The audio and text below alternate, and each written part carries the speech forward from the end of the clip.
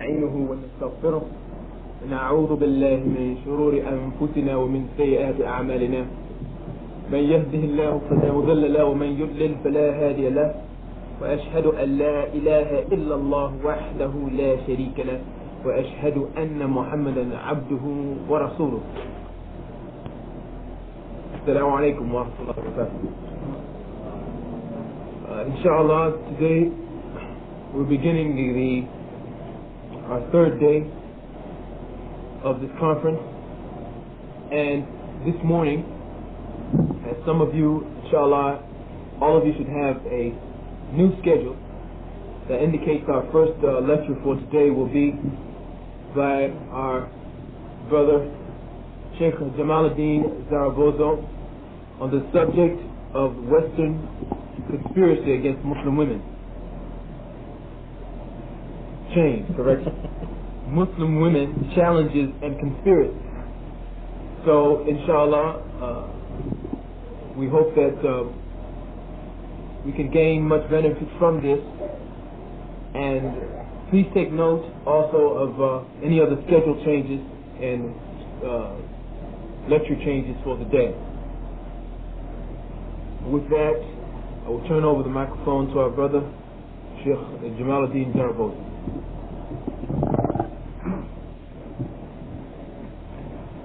بسم الله الرحمن الرحيم. الحمد لله نحمده ونستعينه ونستغفره ونعوذ بالله من شرور أنفسنا ومن سيئات أعمالنا. من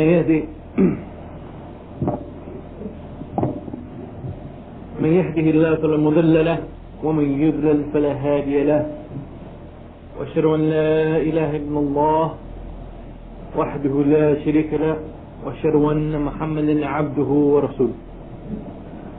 أما بعد،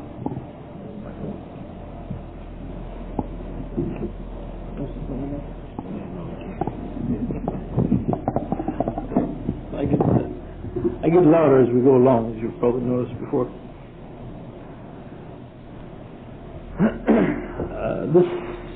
This lecture actually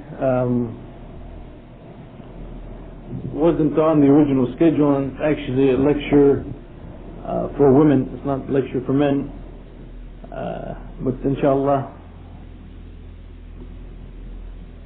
the men in the audience will inshallah benefit somehow, we hope, also from the lecture. The lecture title, as Brother Abdul Qadir mentioned, is Muslim Women Challenges and Conspiracies. And basically what I'd like to talk about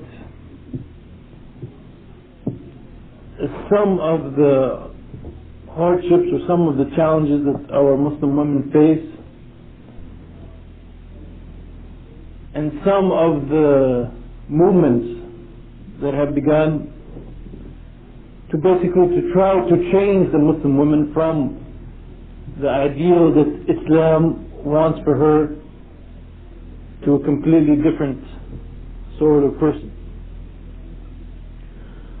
But before doing so, I would like to discuss a topic that has come up many times when I lecture to women,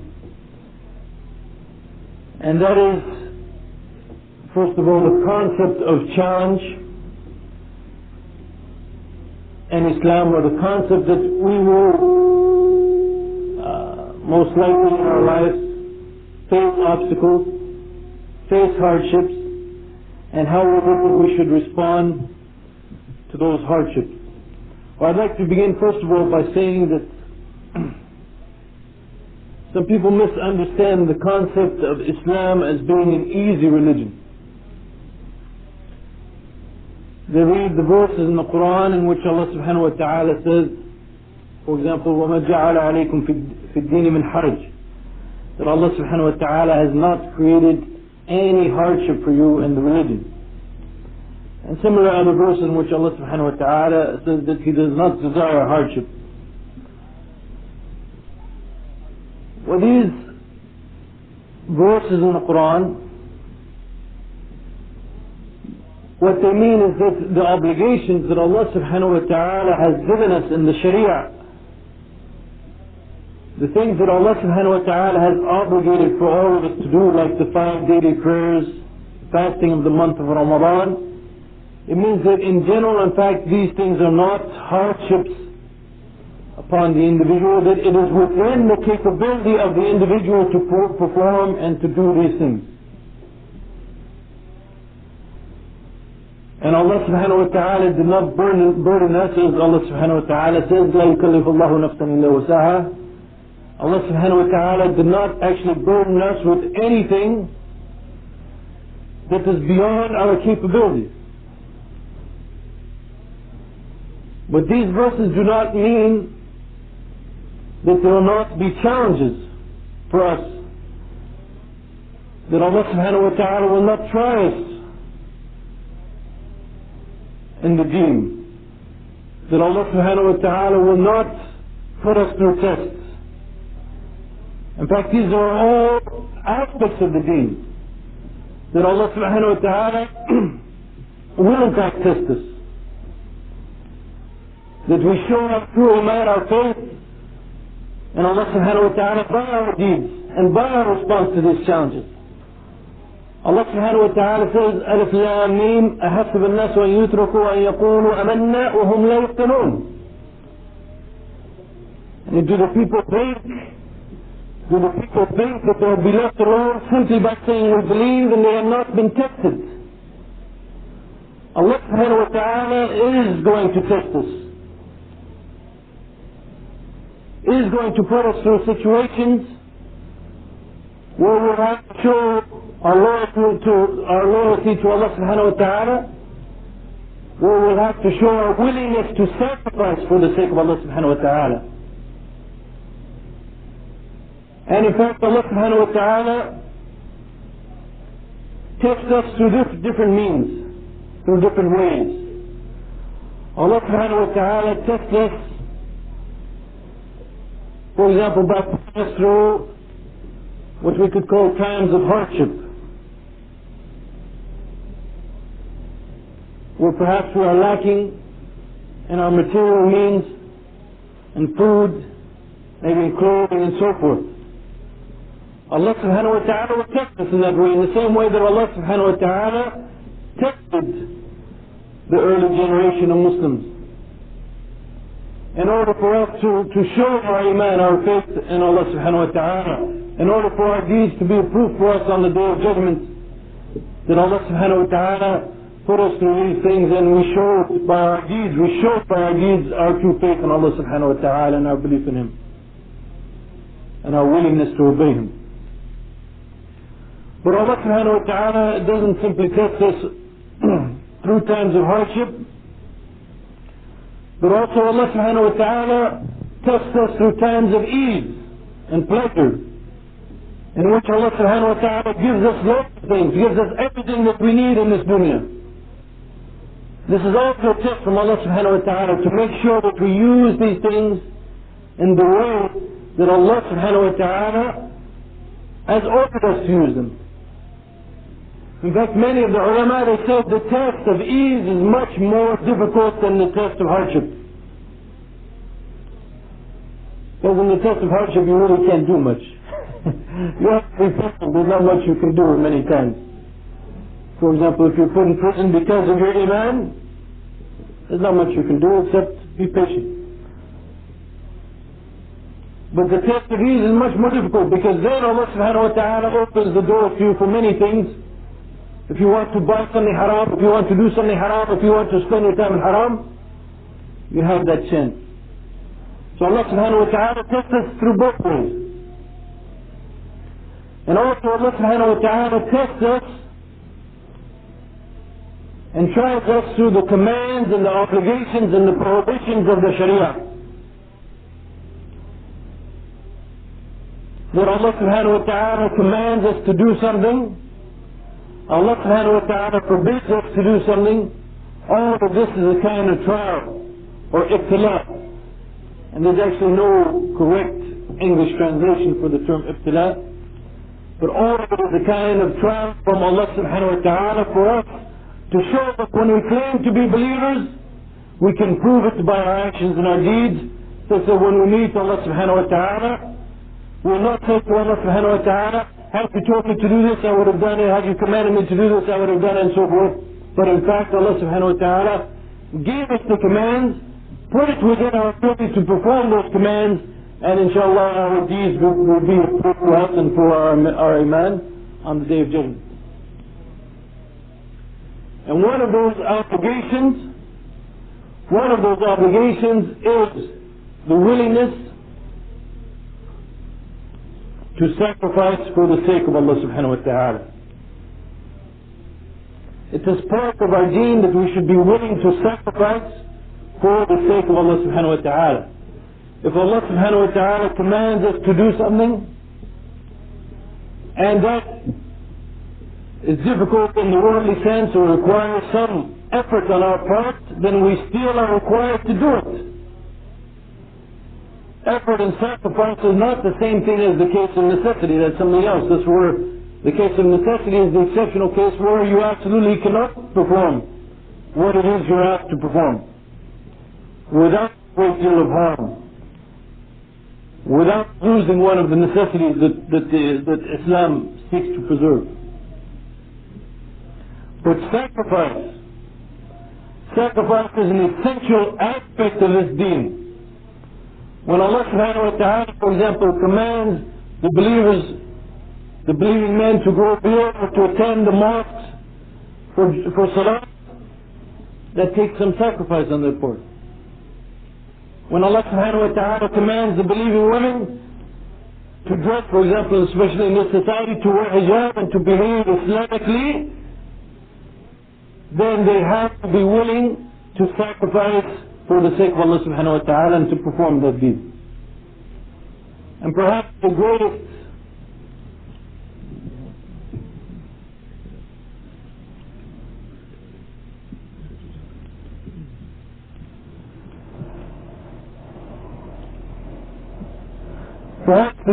example, or one of the greatest examples we can see of that, and the concept of sacrifice, and how when we are tested by Allah subhanahu wa ta'ala, and when we meet the challenge from Allah subhanahu wa ta'ala in this world, when we face the onslaught that the Muslims are facing today. Nowadays we are living, unfortunately, at the time, it seems Allah that the Prophet ﷺ described, in which those people who are sticking to the deen and sticking to the way of the Qur'an and Sunnah, they are the strangers.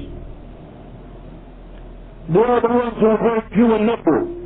They are the ones who are considered different or strange and so on. And it is during this time especially where we have to meet the onslaught of the challenges and even the conspiracies against Islam, that we must remember that sacrificing for the sake of Allah subhanahu wa ta'ala and being willing to sacrifice for the sake of Allah subhanahu wa ta'ala is an essential aspect of this religion. Don't say to yourself that this religion is an easy religion and therefore if we face some hardship it means we don't have to face it and we look for some excuse and some loop in the books. No, instead it's the opposite. We have to realize that Allah subhanahu wa ta'ala is giving us these challenges on purpose and we have to respond to them in the proper way. And as I said, as I was about to allude to, is the example of the Ansar, the companions of the Prophet Muhammad sallallahu alayhi wa sallam from Medina, who for all of those years they brought to the Muslims, the immigrants from Mecca, and they sacrificed their lives for the sake of Islam.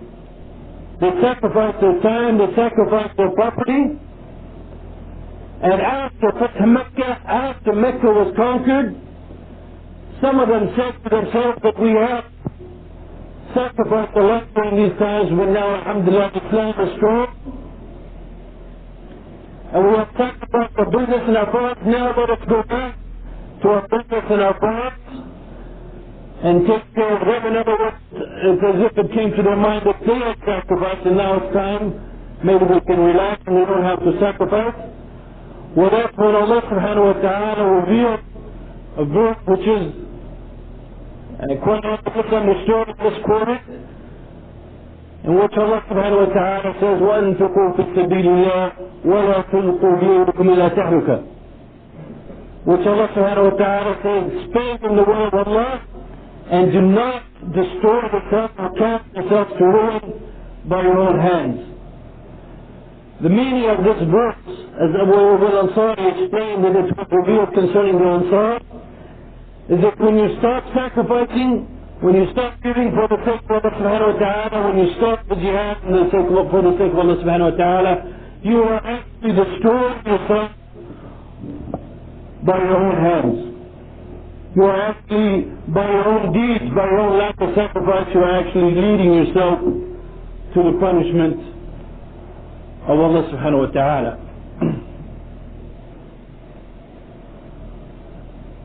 So one important aspect is that we must realize that it is part of the deen that we are willing to sacrifice for the sake of Allah subhanahu wa ta'ala. And this is perfectly consistent with the fact that Allah subhanahu wa ta'ala has given us no hardship in this dunya, in this world, in this deen. Well, we must be very careful about the way that we worship Allah subhanahu wa ta'ala. As true believers, we must be careful that we do not worship Allah subhanahu wa ta'ala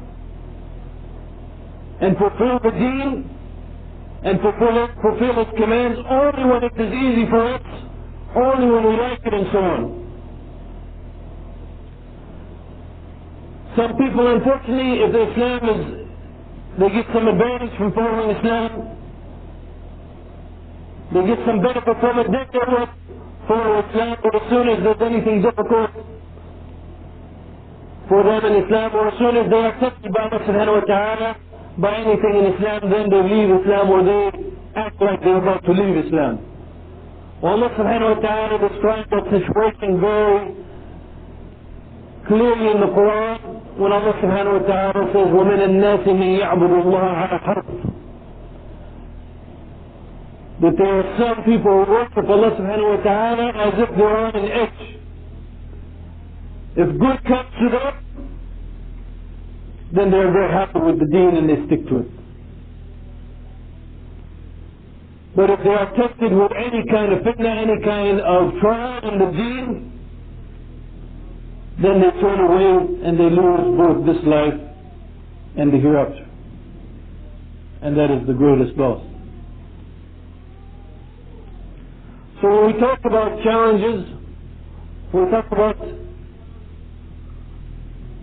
things that we're going to have to face in this dunya, we have to remember that facing challenges, willingness to sacrifice for the sake of Allah subhanahu wa ta'ala, willingness to do anything that is pleasing to Allah subhanahu wa ta'ala, this is all part of the deen. In fact, this is a necessary aspect of the deen. And this is one of the distinguishing characteristics of the believers. That when any challenge comes to them, they don't submit to that challenge, they don't look for any excuse not to face the challenge, but instead they realize that this is a challenge from Allah subhanahu wa ta'ala. Allah subhanahu wa ta'ala wants to see what is going to be their response, how are they going to act for the sake of Allah subhanahu wa ta'ala. And inshallah, if we have the right, or if we have the true iman, the true faith, and we have the correct knowledge to understand what is happening in this dunya and what Allah subhanahu wa ta'ala wants from us, and we have the yaqeen or the certainty that we're going to meet Allah subhanahu wa ta'ala, and that Allah subhanahu wa ta'ala will judge us in the hereafter, then when we have those things, then these tests and these trials become very easy. Well, but inshallah, don't want to spend the whole lecture just talking about the theory of challenges and so on. And as I said earlier, this is, by the way, mostly, or it was intended to be a lecture just for the women, for our sisters. If we look at some of the challenges, some of the difficulties, some of the conspiracies, actually we can even say, facing the Muslim women of today, we see that basically it comes from two sources. And I'm going to stress the second source, but let me talk first about the first source, or the external challenges. That is, challenges that are coming from the kuffar, coming from people outside of the realm of Islam. Well, the kuffar, if we want to talk about it first, on a general scale,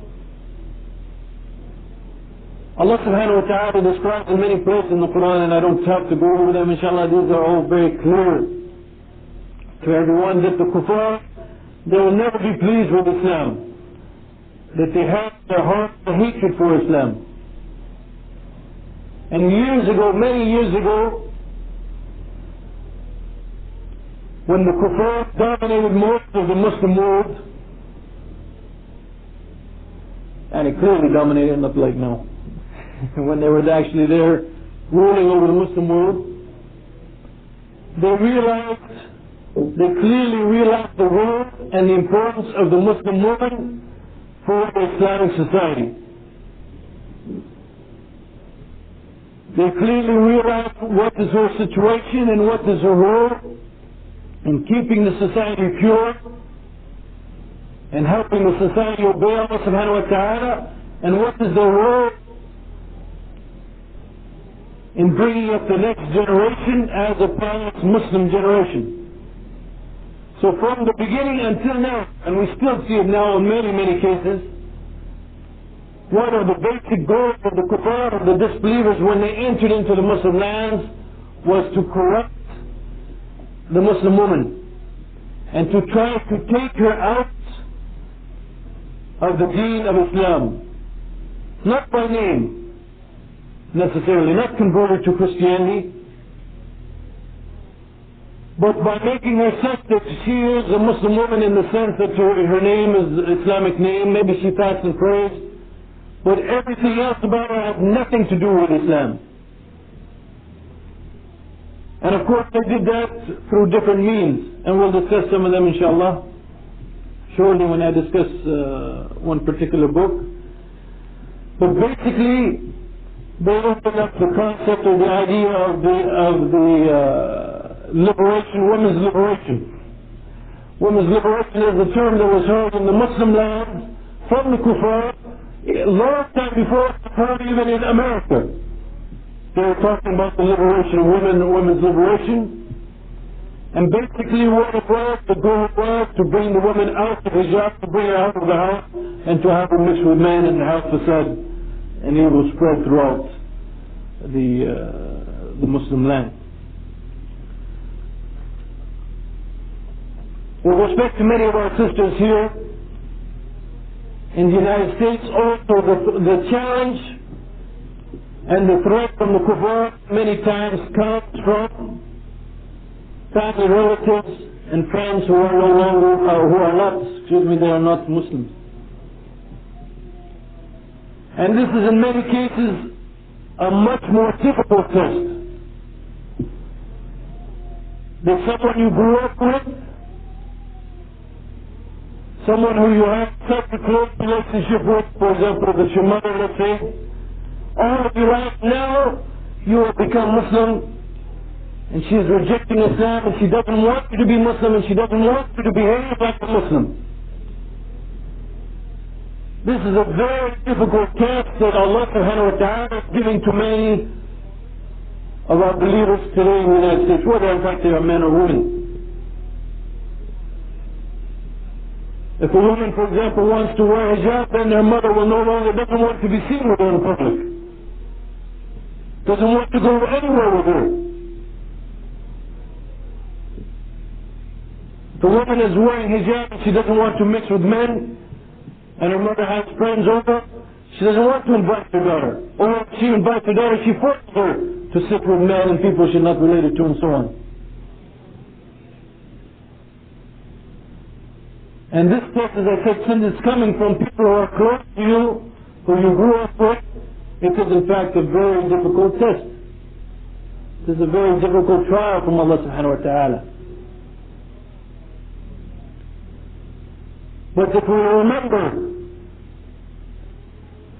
clearly that whatever our brothers did for us throughout our whole life, whatever our close relatives did for us throughout our whole life, we cannot compare anything to what Allah subhanahu wa ta'ala has done for us by creating us, by bringing us into this world, by giving us the material needs that we have in this world, and by guiding us to Islam. That's much greater than anything that any of these kuffar or anything that our relatives have ever done for us. And therefore our love for Allah subhanahu wa ta'ala and for His deen must be greater than our love for anyone in this world, whether they are Muslim or not. But especially if they're kuffar, rejecting the guidance of Allah subhanahu wa ta'ala, we must put our love for Allah subhanahu wa ta'ala much above our respect and our relations towards them. And we have many examples of that nature among the kuffar, among the Sahaba themselves. If you want to take a good example about this and see what kind of hardship Allah subhanahu wa ta'ala is putting you through and how to face that hardship, then go to the case, go to the situation of the Sahaba and see how many times, because of their iman, because of their faith, they had to be opposed to their fathers, to their sisters, to their mothers, to their brothers, and so on. To the point that even in battle, they were willing to fight each other and kill one another because of Islam. Well, actually, this kind of test is not only, by the way, just for us Muslims who are converted to Islam, but many times those brothers who came from overseas, they faced the same kind of test.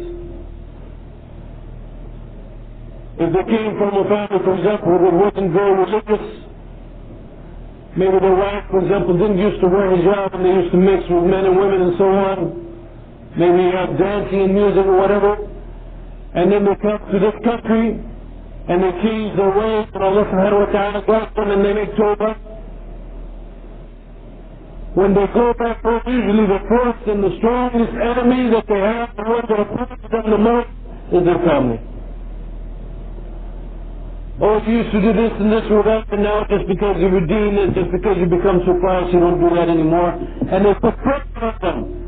They put pressure on them until they have to choose between their family or Allah subhanahu wa ta'ala. And unfortunately, many of them do not make the right choice in the same way that many American Muslim brothers and sisters do not make the right choice. Allah subhanahu wa ta'ala comes before anyone. And that must be very clear in your mind and in your heart when you embrace Islam. From that time it should be clear if you really understand Tawheed, really understand the meaning of La ilaha illallah. But perhaps a much more difficult test, in a sense, because it's much more deceiving, is the test and the trial and the conspiracy that is coming from Muslim individuals and Muslim groups themselves. Those who come to us as Muslims, as for example our sisters in Islam, and they're actually taking us away from Islam, that kind of test is much more difficult because oftentimes it's much harder to spot. And this is one of the reasons why Allah subhanahu wa ta'ala discusses so much the munafiqeen or the hypocrites in the Qur'an. In many places over and over, Allah subhanahu wa ta'ala clearly shows us the behavior of the hypocrites, their actions and what they're doing to Islam. Because the danger of that internal source, that internal enemy, can be much greater than the external enemy. For example, if a woman is wearing proper hijab, a sister is wearing proper hijab, and Muslim women come to her and ridicule her and make fun of her or tell her that she shouldn't be dressed that way, these are her own, supposed to be her own sisters. is a much more difficult test than anything else you could imagine. And if there are sisters in Islam, and they are themselves her. And if the opposition comes from the kuffar, you can understand that the kuffar, they are against Islam. But these people are coming to her, they're supposed to be your sisters in Islam, they're supposed to love Allah subhanahu wa ta'ala and love the truth, and they're the ones who are putting pressure on her to change and so forth. With this challenge, this hardship is very difficult, especially if it comes from someone who seems very nice, very sincere, always has nice words, always invites you over, always gives you tea, coffee and dates, if you're from Saudi. And you look at that person and say, mashallah, she's Muslimah and she seems to be good, and she's always so nice to me, and she's advising me that perhaps I'm too strict in the deen. She's advising me that because the way I'm dressed I cannot be da'wah, maybe I'm harming Islam. She's advising me that there's no reason to be so hard. I can go out more, I can work, nothing wrong with that, and mix with men, there's no reason for the separation and so on. This, when it comes from someone who you look at as a Muslim, and she seems to be your sincere friend, this is a difficult test. But just remember that the shaitan, when he came to Adam, this is what he said to Adam, that I am your sincere advisor. I am your sincere friend, eat from that tree. I'm telling you, this is good. Well, this is the way of the shaitan. This is one of the ways of the shaitan, and don't let it fool you. Well, similarly, if that person, not even worse than that, when that person comes to you quoting Qur'an and hadith in support of what she's saying, and she's saying, oh, don't worry what all the Muslims do or what those scholars are saying, they misunderstand. The verse says this, or the hadith says this, and so on. So now you not only have a Muslim sister, supposed to be your sister in Islam, who's very nice and so on, now she's even quoting the Qur'an and hadith to try to take you away from your practice of Islam. This is very difficult. If you don't have that iman, that faith, the strong faith, and you don't have that knowledge I referred to, this can be very difficult indeed. It will be hard for a Muslim woman, especially if, for example, she's not married, or she doesn't have some close sisters close to her, who can help her, who can show her what they are actually trying to do to her and so on. This test will be very difficult and very hard indeed. Well, what I'd like to do, perhaps for the remainder of this lecture, is to discuss in particular some examples of what we're seeing, especially in the United States, of this nature of where people, whether they are groups, organized groups, or individuals and so on, are really presenting a challenge to our sisters who are trying to stick to the real Qur'an wa Sunnah, to the real deen, by trying, for example, to present arguments and so on. Well, unfortunately, here in the United States we have organizations that are partly dedicated to this concept of changing the world, changing the situation of the Muslim woman in Islam. I mean, there are organizations in the United States of Muslims, and one of their priorities is to change the world and the situation of women in Islam. And we have also individuals, and as I said, sometimes it can be very confusing. Well, inshallah, I'm going to give maybe just two examples, because time doesn't permit us to go into too much detail. Although actually I have no idea how much time I have. 30 more minutes.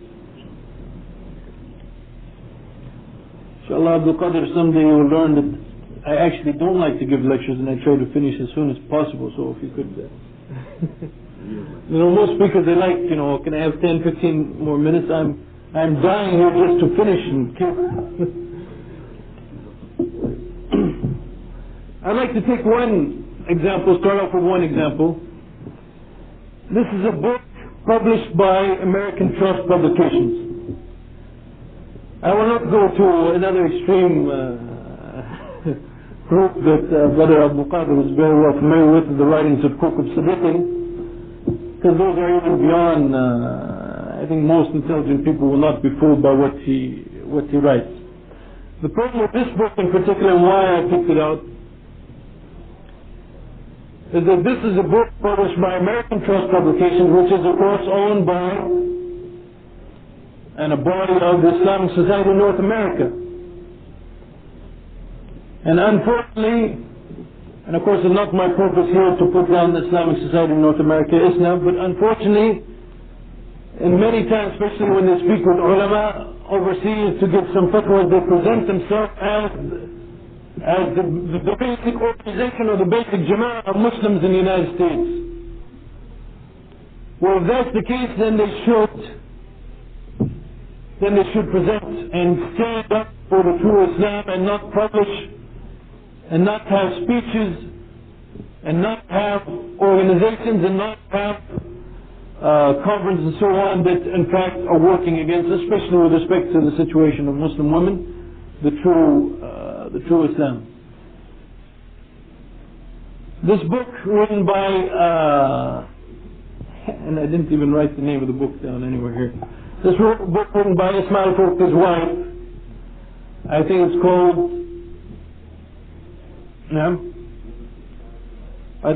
Islam, Women and Muslim Society, or something of that nature. I'd just like to, as I said, read to you some of the quotes of that book to see what are some of the things that Muslim women are going to be reading or coming across. If you see a book with that name and you're a Muslim woman, chances are you might be interested in that book. But these are examples that are representative of some of the more intellectual or academic attacks on the Muslim woman to try to change the situation of the Muslim woman.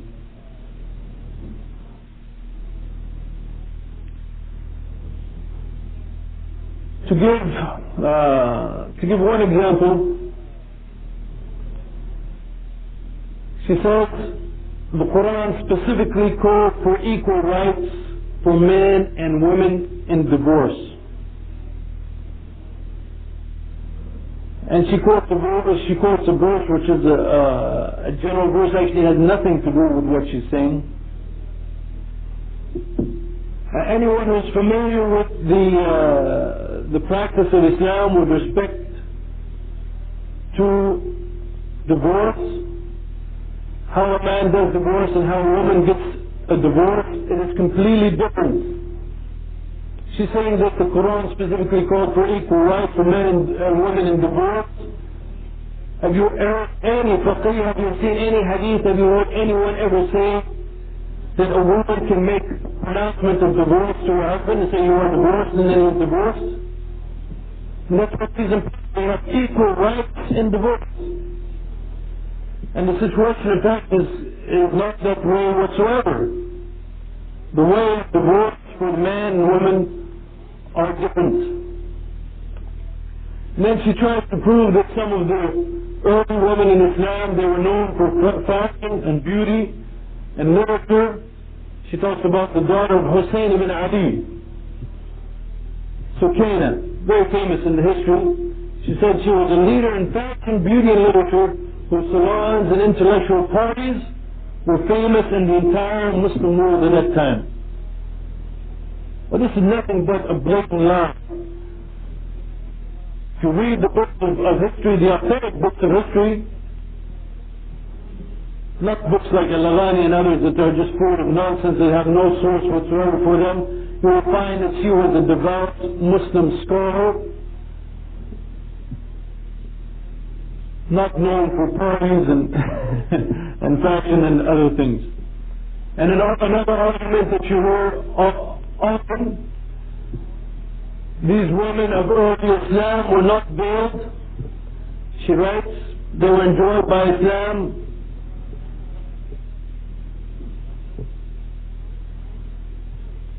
to be modest, but they were never told to live lives of segregation and isolation. Now, Muhammad Nasruddin al-Albani, one of those scholars, who says that the covering the face or the veil is not obligatory for the Muslim woman,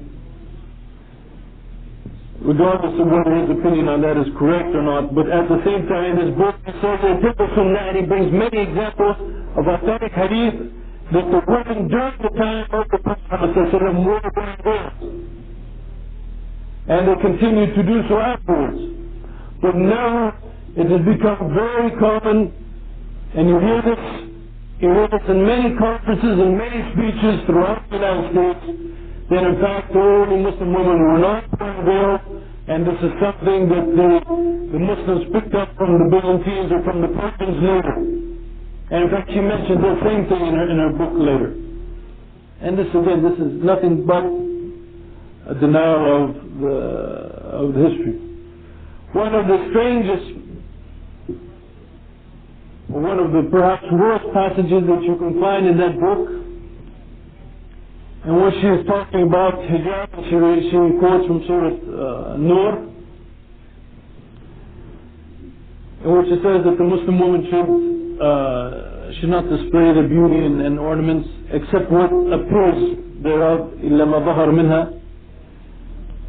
Now listen to what she's saying. If this isn't the end of hijab, if what she's calling for isn't the end of hijab, I don't know what is.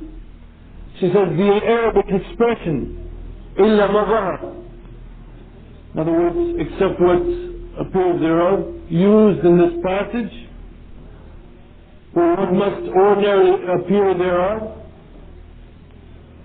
is one which signifies recommending, first of all recommending, although it is ordered, she says recommending a conformance with the prevailing customs of a region or period, and says nothing about the necessity for the veil, for how enveloping wraps, they left only the hands exposed. This is a book, they said, published by ATP. It is saying that the hijab, there's no such thing as the hijab, but it is, the Qur'an is saying that we must conform with the prevailing customs of a region or period. Tell me what's the prevailing custom of the United States and the women in the United States. You're going to tell me what this verse in the Qur'an that says don't display your ornaments and your beauty to anyone except these men is telling us that the Muslim women can wear whatever is the prevailing custom at that time? Imagine if you're a new Muslim woman just converted to Islam, and you hear, for example, about Islam, you see that they practice this book, so on. You will think that this book has some effect. And here's another one that you people, you folks from last night will I think enjoy. You see, Warat al-Din Muhammad is not the mujaddid that you thought he was.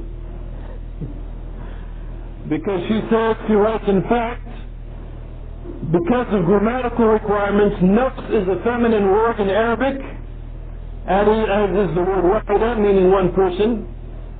The first person is created as feminine. Despite this fact, now listen to this is really amazing. Despite this fact, English translations, influenced by the old text and story, make the transfer to masculine when translating the relevant passage from the Qur'an.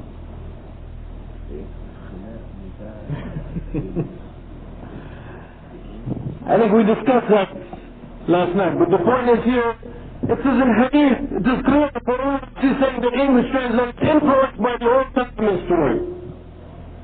So again, if you're a new Muslim woman, you don't even have access to the other groups, you're going to think, yeah, I remember that from the Old Testament, that's what I grew up knowing. It's not that way in the Quran. And then she talks about some of the reform movements in the Muslim world. She mentions the well-known writer and activist Jamal Zarabozo, no relation to me by the way, and his student Muhammad Abdul included reforms in the treatment of women and their movements. But we'll leave Jamal Zarabozo and Muhammad Abdul for the time being.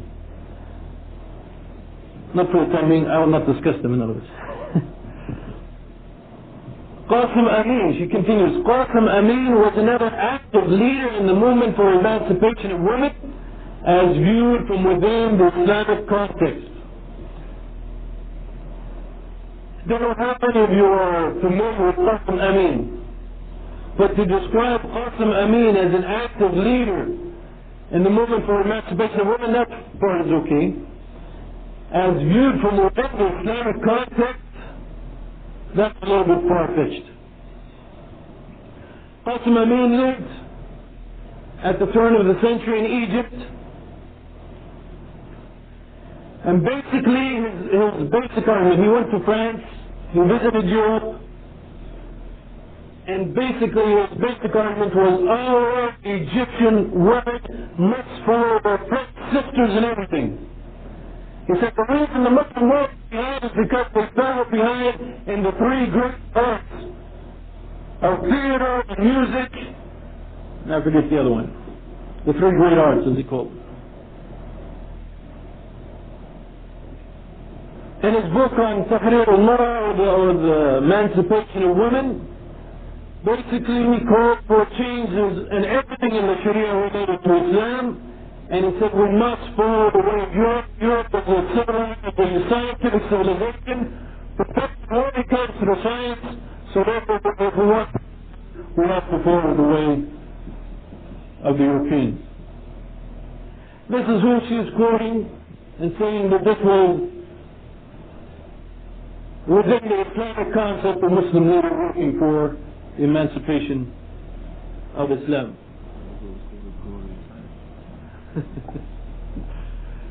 Another argument that you hear quite often, and their particular arguments actually I had a whole section about them, but it's the reinterpretation of the original sources of the Sharia rather than a completely new creation based on a foreign cultural heritage. She just quoted Qasim Amin saying Qasim Amin is a great leader in the emancipation of women. He didn't care anything about reinterpreting the Sharia.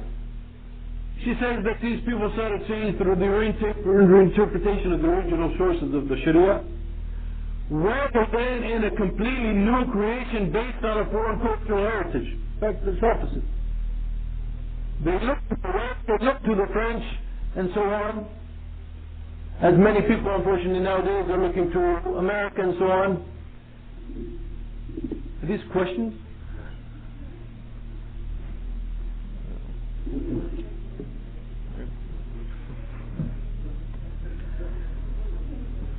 Brother Aqil al-Maqtari, Sheikh Aqil al-Maqtari, one of the speakers in the Arabic session, he did something which I think I might follow his sunnah, and he took up all the time with his lecture. Hour and a half, no time for questions.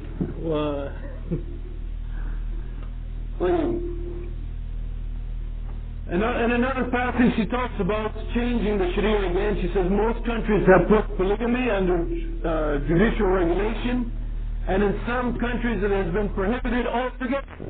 And she's praising this as a great move for women.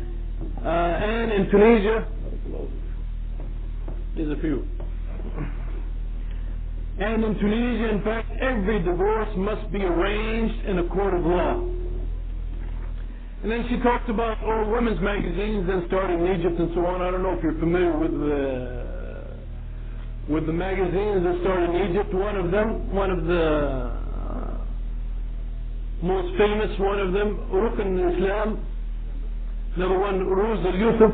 Ruz al-Yusuf was actually, and by the way, almost all of these magazines that started in Egypt they were started by Lebanese Christians. They were not started by Muslim women. They were started by Lebanese Christians, but they, of course, they were writing about Islam and so forth. And one of them, Rose al-Yusuf, the writer Hassan Abdul Qaboos, which, by the way, is not a Muslim. This is the kind of magazine she's praising. He wrote one time, and this is just an example of the kind of thing that you'll see in those magazines. He wrote, I would like every young lady to take her boyfriend by his hand and take him to her father and tell him, this is my boyfriend. By the way, this was early 20th century in Egypt. I mean, even here in the United States, they still have some bounds. And this is what they're calling for. Every Muslim now, they're going even beyond what you'll find in the land of the kuffar. Well, this kind of thing, this kind of conspiracy and this kind of pressure and challenge being put on Muslim women, it is continuing today. You can see it in magazines in the United States. You can see it especially in a magazine. I want to talk about this example, the example of Sayyidati magazine. It is an excellent example of the kind of things, the kind of pressure that is being put upon Muslim women. This magazine, supposedly, is written for on behalf of Saudi women, and it is distributed free of charge for every Saudi student in the United States. In fact, many of them get two copies, one for the husband and one for the wife. And even after they move, we have some brothers moving from their apartment, and another brother moves in his place. They get Sayyidati magazine at their new address, and it still comes to their old address. And it is being spread with unbelievable proportion. And unfortunately, it has had a strong influence on many Saudi women. In fact, it becomes like a drug. They have to read it. If their husbands tell them there's lots of fasad and so on, don't read this magazine, and they throw it away as soon as they receive it, they'll find out that their wife is going to their neighbor and reading it there. But this magazine that is being spread everywhere. It is the kind of ideas that they're trying to spread to the Muslim women in Saudi Arabia, and the same kind of things are going to be attempted to be spread here in the United States among our Muslim sisters. Well, inshallah, just to be brief, I want to quickly go over some of the examples from the nature of this magazine. Basically, the magazine is promoting going without hijab, wearing makeup outside, traveling alone without a chaperone, leaving the house, leaving the parents, leaving the children, how to be as beautiful as possible, how to keep up with the latest fashions from Europe and so on, keeping up with the stars and the royal families of England and so on. Here are some of the examples of some articles from Sayyidati magazine. In issue number 269, the title of the article was "Between the House and Work, the Saudi Woman Achieves Advancement." In it, the article has women, of course, without hijab as the example of mixing between house and work. They're going out in public without hijab, but mashallah, according to the article, they have done a beautiful job of blending between or balancing between house and work. The Minaret magazine did pretty much the same thing. They have noticed about a Muslim woman, oh mashallah, she's doing, I think, work properly, so she's able to work at home. Well, you think that's great, she can work at home, so she doesn't have to go out, she can wear hijab and so on. So of course they show her a picture of her working at home, and she doesn't have hijab, and she's in the picture, and they're working at home. And they're setting her up, they're showing her as an example of what Muslim women should be. That's Minaret magazine from Southern California. Another issue of Saudi, they talk about Captain Afnan, the first female Saudi pilot. And it says that she's giving the real picture of Saudi women. Another issue that states, another issue that states that being a stewardess is the dream of every Saudi woman. It says that she can travel to different places and see all sorts of new things and benefit spiritually and materially. Then they interviewed the director for the school of stewardesses, and he discussed how they have to be a certain weight and certain height, and they take classes about how to put their hair up and how to wear makeup and so on. Another issue, they talked about one Saudi woman's dream to study in England, and she complained that her brothers were against it, and she said they shouldn't have anything to say about it. I should be able to be free to go to England to study. In another article, they complained that the young girls, again, they're talking about Saudi women, the young women of today are being cut off from love and pleasure and so on. And at the end of the article, they're complaining that fathers and mothers are having too much control over their children, and therefore their children cannot fulfill their dreams. And finally, it ends about choosing husband and says, we know that there are some good men out there, but how and where can we meet them? Another issue, it says that talks about some women who are working in banks, and it says the Sharia wants women to work in banks, and it's a good idea. These are the banks that deal with riba, obviously. And they give the example of who? Khadija. They said, oh look, Khadija was a businesswoman, so forth, so therefore it's good for Muslim women to... On numerous occasions they describe marriage as being a prison, and they say that women are oppressed. And then they describe movies or stories, or sometimes they write stories in which a woman is kept from marrying her lover.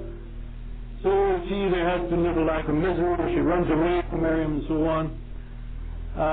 They recommend that men and women should meet each other, and they give an example of a woman telling her daughter to get dress nicely, in order to go to some place out in the wilderness to meet her cousin that she's thinking of getting married to.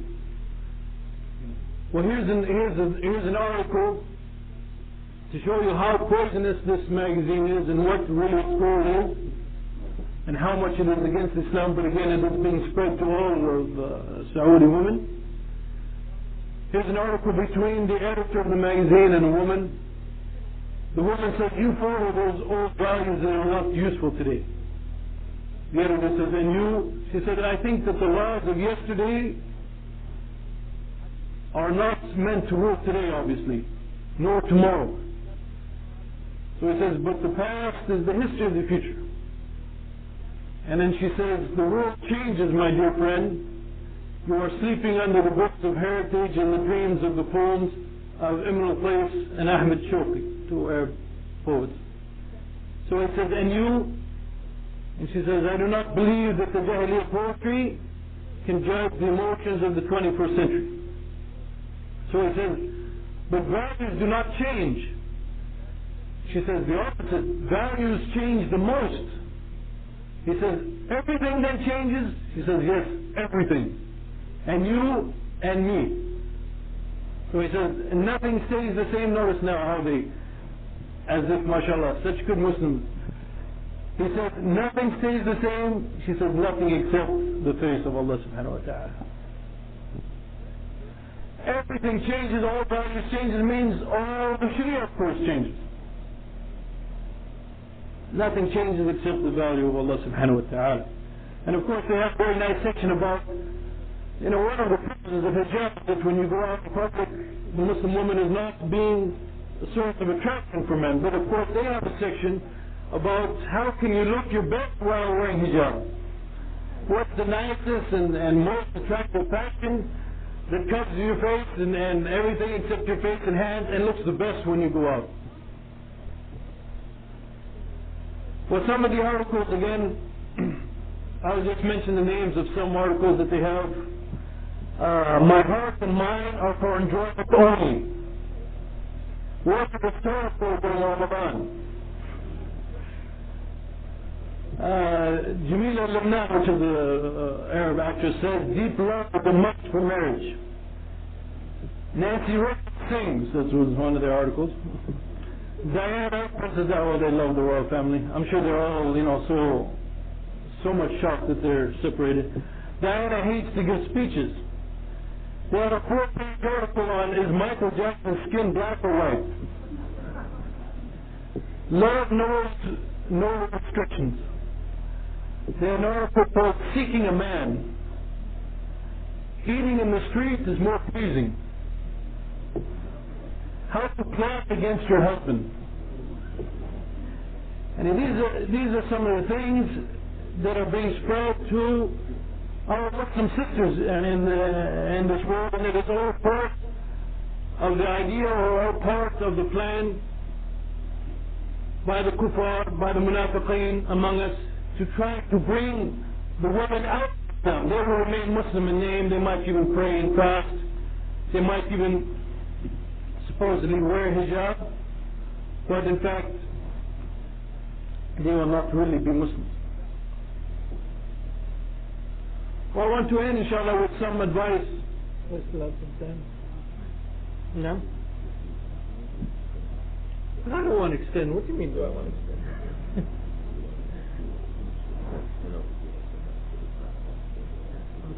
No. Okay. Let me just make some advices, inshallah, to our sisters. Inshallah, also our brothers can benefit from it.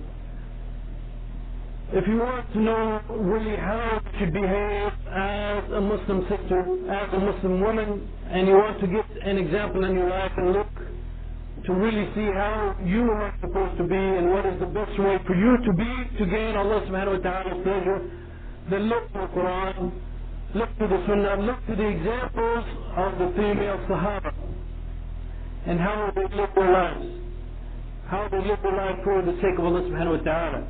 Secondly, don't be overwhelmed by this world. Don't see the pleasures of this world, think in fact that they are real pleasures.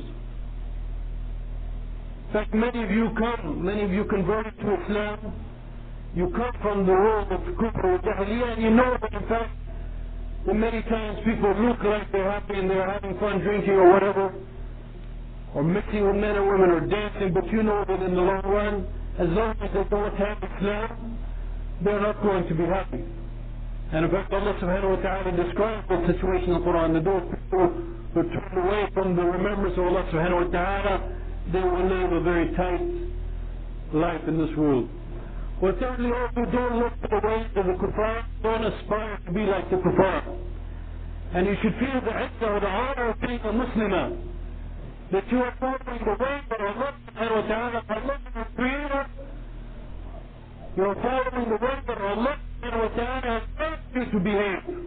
And this is far better and far better and far better than the way of those people that are very different than animals. In fact, Allah subhanahu wa ta'ala in one verse even describes them by whom they are even more excited than the animals who cannot hear and see and think. So you should feel that honor of Islam and don't look to the ways of the kuffar and see what the kuffar are doing and think maybe this is what you want or so on, but you should feel that alhamdulillah, I am Muslim, I am following the way of Allah subhanahu wa ta'ala, and there's no way that is better than the way of Allah subhanahu wa ta'ala. Well, fifthly also, don't be confused by tricky statements, by rational arguments. If the Qur'an and Sunnah says something and it is clear to you, don't let people come and give you some long rational argument and so forth to try to fool you, but just remember that Allah subhanahu wa ta'ala revealed the book as a clear book, and the Sunnah of the Prophet sallallahu alaihi wasallam is clear, and if it says something and it is clear to you, then it means that thing. And that is what you're supposed to follow, and don't let anyone try to fool you with any kind of rational argument. Fifthly, or whatever number I'm on, I will not ask him because he's not. You have to realize the notion that Allah subhanahu wa ta'ala is going to test you. Test both men and women. And that especially nowadays the test, it is like a tidal wave for many sisters, coming from the kuffar, coming from their relatives, coming from Muslim sisters, coming from Muslim organizations, magazines, books, and so on. Well, you have to realize that Allah subhanahu wa ta'ala is testing you in these things, and the easiest thing is to see it as a test from Allah subhanahu wa ta'ala, and even just to smile at it and say, I know this is Allah subhanahu wa ta'ala wants to see my action, my sacrifice for His sake, and inshallah you will be able to do it. Well, finally also, always seek your pleasure and happiness only in one thing. Not in pleasing your friends, not in getting more of this life, but seek your happiness and pleasure only in Allah subhanahu wa ta'ala. Judge everything by whether or not you're pleasing Allah subhanahu wa ta'ala. And if you please Allah subhanahu wa ta'ala, this should make you happy. And if you are displeasing Allah subhanahu wa ta'ala, this should make you unhappy and uncomfortable. And if you judge everything in that light, inshallah, all of the challenges, all of the pressures that will come to you will become, inshallah, very easy for you. And Allah subhanahu wa ta'ala will guide you to the straight path, support you and help you and give you Jannah in the hereafter. وأقول قولي هذا أستغفر الله لي ولكم.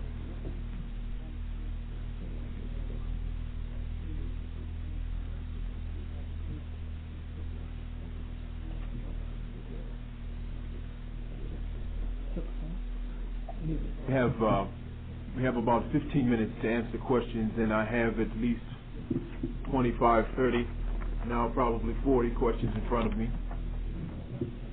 And so inshallah, I'm going to try to separate some that are of more of a fiqh nature to be held for the session with Sheikh Ali Hassan Halabi, inshallah, that I believe is scheduled for 4 p.m. today. The entire session will be questions and answers, inshallah. So this will be a better opportunity. So some of those questions I'm going to try to put aside. Inshallah.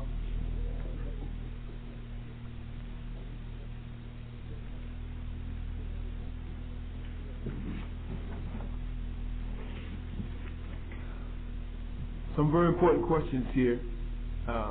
One is about a hadith where the Rasul sallallahu alaihi wasallam is reported to have instructed or have said to have instructed a woman to prostrate to her husband. This hadith is said to border on shirk or bid'ah. Some say it is authentic. Please comment on this.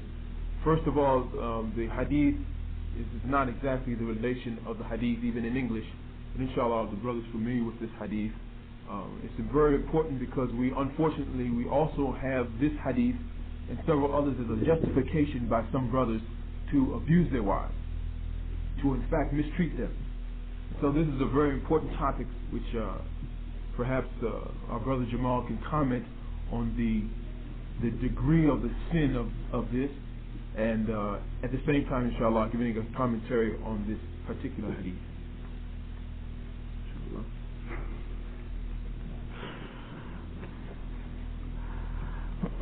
Bismillah ar-Rahman ar-Rahim.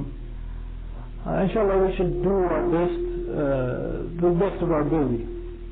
That we refer to hadith, when we quote hadith, we do our best to quote it as it is. Because sometimes if you misquote a hadith, and especially, for example, like in this case,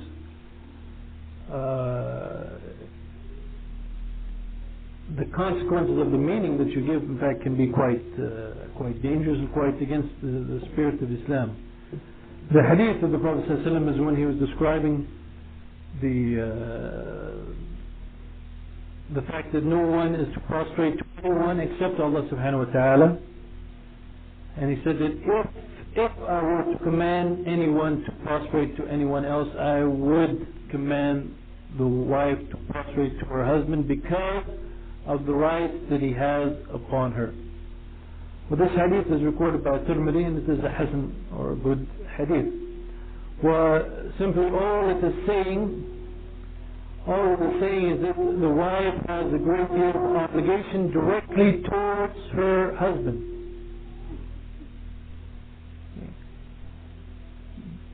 A man in the Muslim society has obligation many times towards the community as a whole. He might have some role towards the mosque, towards his work, towards his family, and so on. But with respect to a Muslim woman, her first and her most, or the greatest amount of her duties, and the most right upon her is her husband. And this is what the Prophet ﷺ is describing in this hadith. that the husband does in fact have lots of rights upon his wife, and or more importantly, the one who has most rights upon the woman is her husband, and that's the meaning of the hadith.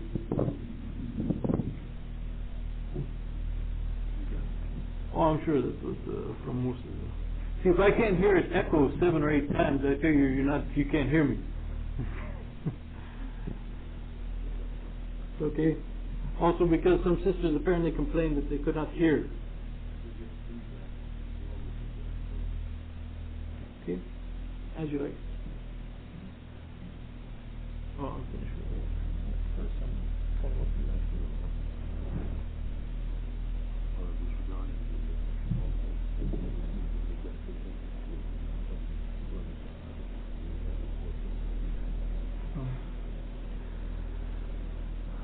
This hadith in no way obviously implies that the husband is completely in control of the wife, and that she has to listen to every one of his suggestions or whims or whatever the case might be, and if she doesn't, therefore he has the right to beat her or something like that. The husband or the father or the husband as the head of the household, being qawamun or being the head of the household, this is more of a responsibility than it is anything else. Than it is, and we as men, we should look at this as a great responsibility in front of Allah subhanahu wa ta'ala, more than it is some kind of right or that Allah subhanahu wa ta'ala is giving. This means that we are responsible for the decisions of the family. If we lead them to the hellfire, we are the ones leading the hellfire, leading them to the hellfire. Maybe we'll be sent to the hellfire, and the family will be in Jannah because actually it was because of us that we forced them to go towards the path of the hellfire. It means that we are the ones obligated to make sure that we are doing what is best for our family, and for this life and the hereafter, for both this life and the hereafter. Well, this is actually another topic completely, the way a family, a Muslim family should behave and so on. Well, I don't want to get into it right now.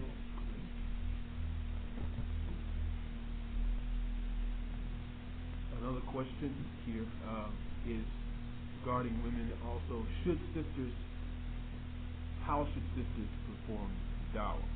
Should they go out and do dawah, such as in prisons, schools, shelters for women?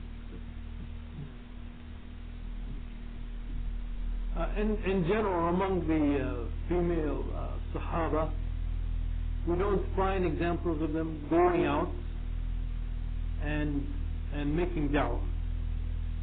In general, they made da'wah to those people who were close to them.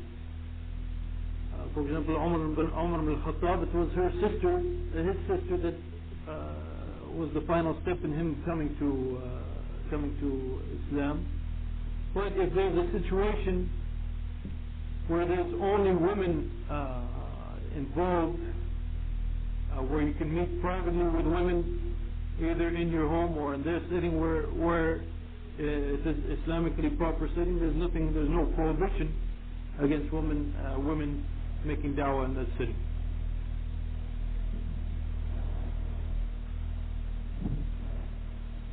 You had mentioned earlier about pressures from the outside and from the inside regarding the Muslim women. One of the biggest pressures is, again, going back to the subject slightly, husbands who in fact ask their wives or tell their wives not to wear hijab, or to in fact wear something that is stylish, and to a lesser degree some husbands who forbid their wives who would desire to wear the face veil, forbid them from doing so. Would you comment on this? The Prophet Muhammad sallallahu alayhi wa sallam said that there's no obedience to the created if it involves disobedience to the Creator. So no matter who the person might be and what relationship you have with that person, whether he is your imam or the emir of the jama'ah or your father or your husband or whatever, if he commands you to do something which is not halal, then you do not obey him under any circumstance. So if a Muslim woman is asked by her husband to go out in public dressed in a way that is not Islamically correct, she should not obey him whatsoever. Now obviously she might be in a situation where she cannot do much, but she should do her best to have her husband talked to and have her husband shown the errant way that he is going. And if he doesn't change, in many circumstances it would be better for the woman to ask for divorce than to remain in a situation where she is being forced to do what is haram. Now with respect to the face cover in particular, unfortunately there's a difference opinion among the scholars. Some say it is obligatory to cover the face, others say it is not obligatory to cover the face. And so therefore you could get into a situation where the man believes it isn't obligatory to cover the face and the woman believes it is. So he will ask her not to cover her face in public for whatever reason. Well, this kind of situation requires some wisdom, that the man should be made to understand that from your wife's beliefs you're asking her to do something haram. And the man must be shown that it is like him asking her to go without hijab in public. So in that case, I think the solution is that the man, if they both study the issue and one decides completely no question that she must cover her face and the other one says no, absolutely it's not a must, the man must realize that if he asks his wife in that case not to cover her face, then he should realize that from her point of view it is like him asking her to do something haram. And he should take that into consideration. The Prophet ﷺ said the best of you are the ones who are best to their wives. Well, obviously if she feels that something is haram and she has evidence for it and she has many scholars to back her up on her view, the husband should take that into consideration and respect her view. Allah. What are women's rights with respect to acquiring knowledge, particularly if her husband does not possess enough knowledge to teach her? Are there limits with respect to her acquiring knowledge without her husband's permission or in his company, such as attending a convention like this without permission or company? Is this permissible? If the obligation, if the knowledge that she is seeking is something which is known as,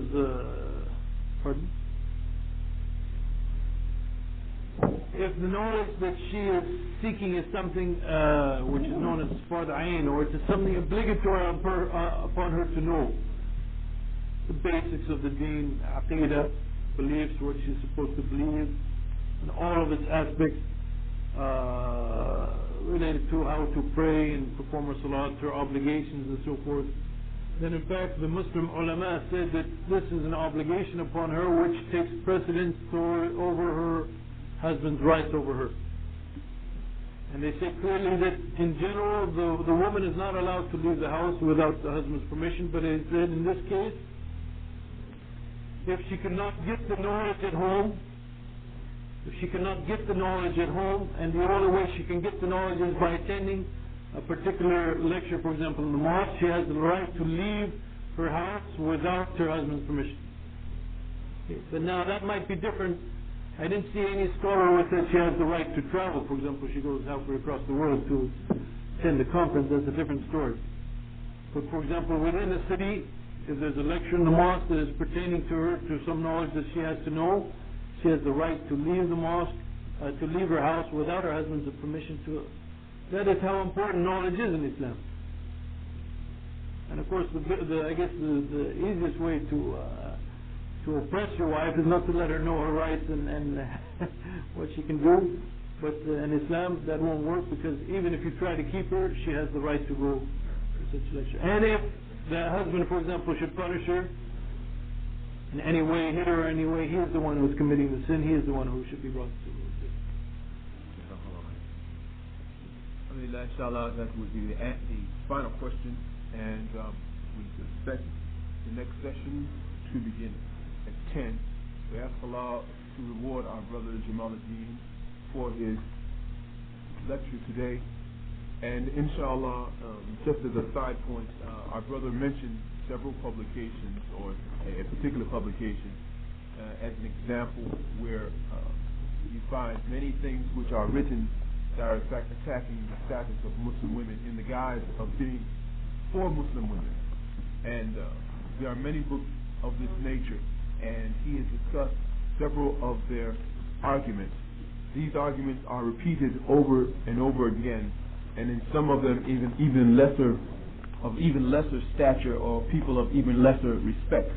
So I would just like to mention, just briefly, that the books you may read in particular, such as The Liberation of Women Through Islam, in which the author says, as Jamal pointed out, that the veil is something that did not appear until 150 years after the death of Rasulullah sallallahu alaihi wasallam, or that, for example, women, in another book of this particular author, women can be imams and lead Salat al-Jum'ah, for example, for the men.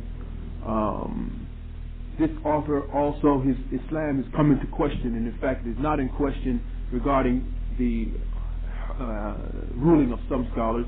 He's gone so far as to deny the return of Isa alayhi salam, or the appearance of the Mahdi, or the Dajjal, as is related in the hadith, in the Sahih hadith, which are over 190 sound hadith related on this matter.